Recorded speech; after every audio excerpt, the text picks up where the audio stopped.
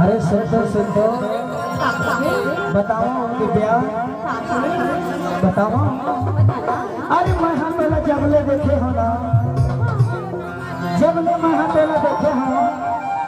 ईमान से पहला पहली नजर में कर ले भारी बड़ा दर्द हो। और सुनना तोर माया माँ भैया बन के पगला बन के दीवाना बन के जाता सो तोर से मिले बार पहला देखे बार तोर से बठुआए वरना तोर पाछू पाछू तोर गाँव तोर पारा और तोर शहर के चक्कर चलावत रही हो। सुना मैं तो तोर माया में तोर पाछू पाछू घूमत रहा, लेकिन मोर मन कैसे रही मोर मन कैसे कि तहु ये को घाव मोर गाँव मोर पारा मोर से मिले बराबर कैसे लागत है वो। सुनना भैया है ना। हाँ आए तो जरूर रहा। हाँ फिर मैं हाँ ये देखा हाँ देखा अपन पता बताने लगे दे बेटा मैं हाँ पूछे पूछे साथे कथा इसे कहते हैं नहीं जाना समय कहाँ के रही आप नहीं जाने था नहीं जाना सुना कल मैं तो अपन पता ठिकाना बताता हूँ तेला बने सुरता रखे हुए और पूछत हाँ आ जावे ना जरूर देख लबारी झन मार दो काबर ये इंतजार के घड़ी है ना माँ कसम भारी बनाते देखने लेके रुपया बताओ ले ले जोरी मोर पता ठिकाना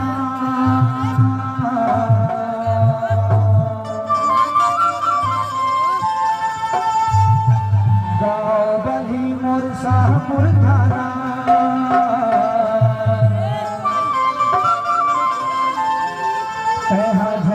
भुलावे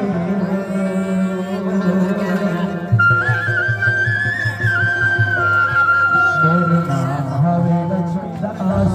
गोरी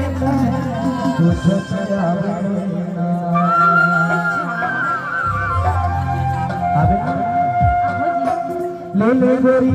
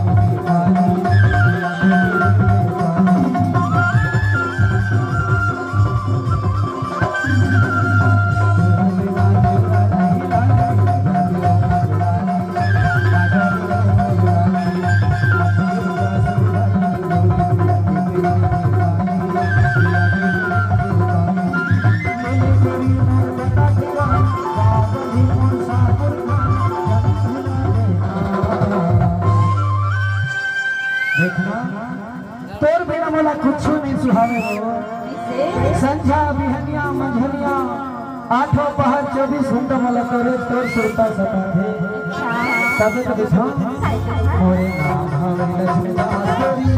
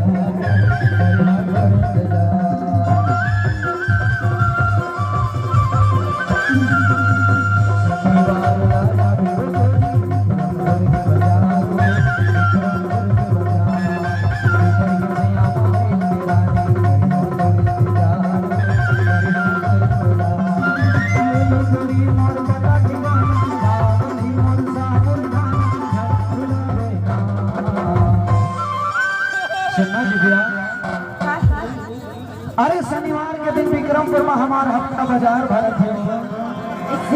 और वही में पीपर के छैया में बैठ के थोड़ा घोड़ा करूं देखते हैं पक्का आवे ना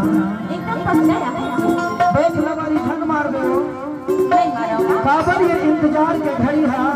बड़ कठिन जना थे बड़ भारी जना थे बही देखे बर तो कथा काय काय है मोरे नाम हवे लक्ष्मी